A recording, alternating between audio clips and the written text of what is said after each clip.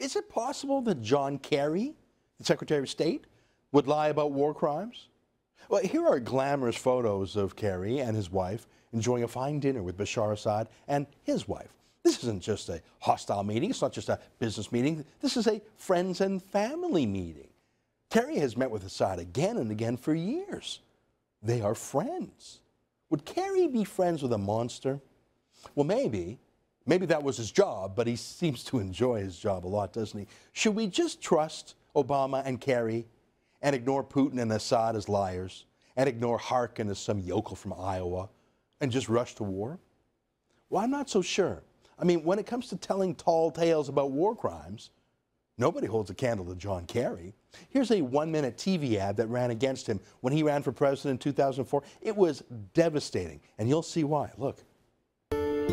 They had personally raped, cut off ears, cut off heads. The accusations that John Kerry made against the veterans who served in Vietnam was just devastating. Randomly shot at civilians. And it hurt me more than any physical wounds I had. Cut off limbs, blown up bodies. That was part of the torture, was to sign a statement that you had committed war crimes. Razed villages in fashion reminiscent of Genghis Khan. John Kerry gave the enemy for free what I and many of my comrades in North Vietnam in the prison camps took torture to avoid saying.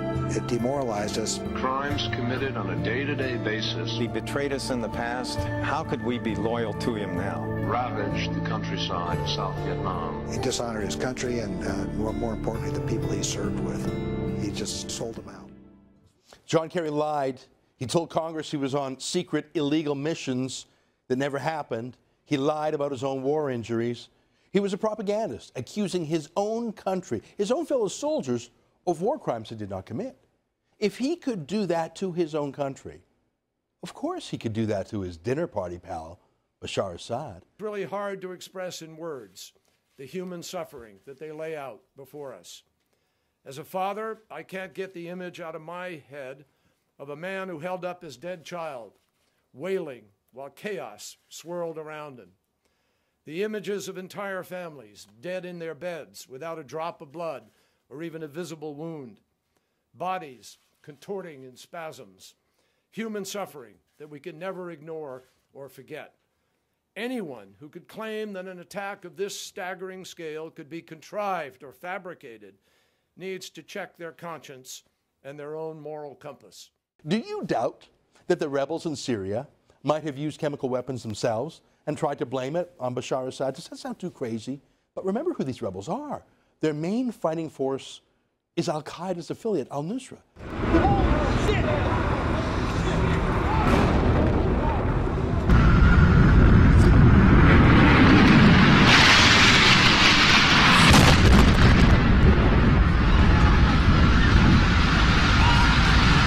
Are they capable of, what's Obama's word for the use of chemical weapons? Violating international norms of decency. That's why Obama says he wants to go to war, to stop violating norms of decency. Do you think the rebels ever violate norms of decency? Well, turn the channel if you have a weak stomach, because here is a cell phone video taken by Syrian rebels, so proud of what they do when they capture a Syrian government soldier. Take a look at this. Yeah. In case you can't see it or can't believe what you're seeing, that Syrian rebel is literally cutting the heart out of his Syrian enemy and eating it. He's a cannibal. Do you think such a person would hesitate to use chemical weapons against civilians if he could blame it on Assad? No, I don't think this kind of person would hesitate to do much. Saying of John Kerry, quote, "He is lying and he knows that he's lying." This is sad. Putin also said it was completely ridiculous to conclude Syrian forces used chemical weapons on thousands of civilians, and has said military action without UN support would constitute an act of aggression.